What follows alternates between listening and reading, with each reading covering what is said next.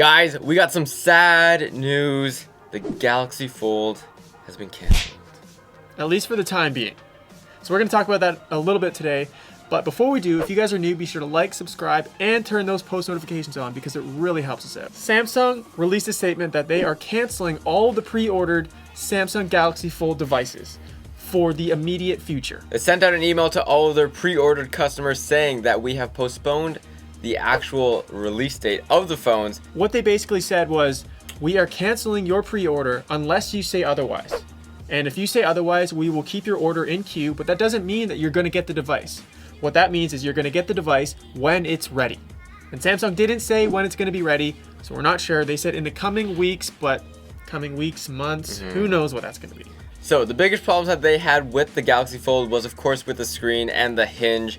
People are saying that debris could get in behind the screen, in between the hinge and the actual panel, which was causing it to malfunction. And that was the biggest issue with it. People weren't only saying that, but they were actually experiencing that.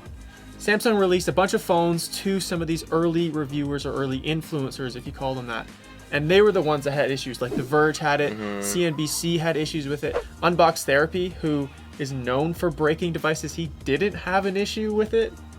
Yeah, that's true. And a bunch of other people got it. Did Casey Neistat, did he have issues with the phone? I can't remember. I don't know. It seems a bit weird. Maybe they were trying to damage it. It's possible.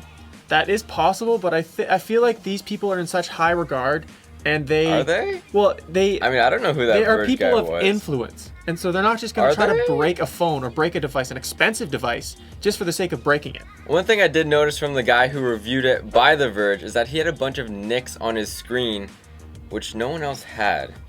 What So he said, it kind of showed that he didn't care about it. well, in he my had like opinion. a coin or a set of keys inside his pocket when he put the device in there. I mean, do you put your keys in the same pocket as your phone? I do not know. I'm actually paranoid about that. Do you know why you don't do that? Because it breaks the screen. But this Samsung device isn't a glass screen, it's a plastic screen. It is a polymer. So you can get indents that don't go away. Yeah, Obviously. but I mean, you wouldn't put it in with your normal phone now. I would not. With a glass screen I would not. and a $2,000 phone. Absolutely not. Little things like coins can slide in because they have that little gap right at the hinge. That's true. That's where coins can get in, and when it compresses, it causes indentation. So that's one of the issues. I mean, imagine the Huawei Mate X. I mean, that screen's on the outside, and that's a plastic screen as well. that would be bad. That would be really bad. That would be bad. Imagine just like backing into a corner and having it in your back pocket, and then it indents or something like that. Like a car? No, like if you have your Huawei Mate X in your pocket and you Which back pocket? into a wall, like your back pocket, You put your phone in your back pocket? sometimes. Okay, anyways, Who puts their phone in their back pocket? Unless it's a I girl do. with tight jeans. I do. So Samsung and Huawei are kind of competing for who can release the first foldable phone to the market. Originally, it was supposed to be Samsung when they said they're going to release it on April 26th, but they have since postponed this. Now, Huawei is supposed to release theirs on June of 2019, so just a few weeks away. Yes. Maybe they're having similar issues and maybe they'll postpone, or maybe their phone is perfectly fine. So this race to be the first to the foldable market, or to be the first release of foldable device, I feel like these two companies and the other companies that are creating foldable devices are just basically trying to be first, regardless of the quality of the product they are producing. And Samsung, I feel like, suffered from that now, that they are seeing issues. They wanted to be first, and because of that, their quality lacked, and now they have to recall a bunch of devices. Did their quality lack? I think it was just the screen.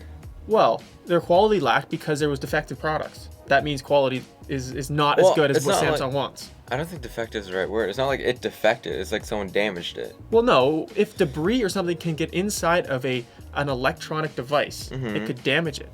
If I get sand in my lightning port, it damages it too.